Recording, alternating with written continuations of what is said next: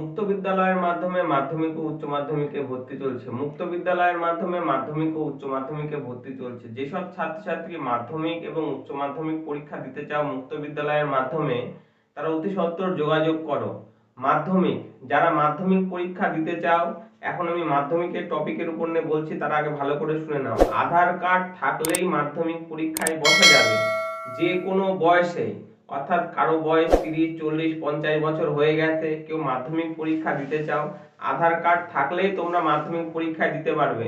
এই যে পিছন দিকে দেখতে পাচ্ছ প্রচুর ছেলে মেয়ে পরীক্ষা দিচ্ছে, এদের আধার কার্ড আছে, এরা মাধ্যমিক পরীক্ষা দিতে পারছে। কেউ হয়তো ক্লাস 5 পাস করেছো, 6 পাস করেছো, মাধ্যমিক পরীক্ষা দিতে পারোনি। কেউ হয়তো 7 পাস করেছো, 8 পাস করেছো, মাধ্যমিক পরীক্ষা দিতে পারোনি, তারা সবাই মাধ্যমিক পরীক্ষা দিতে পারবে আধার কার্ড থাকলেই।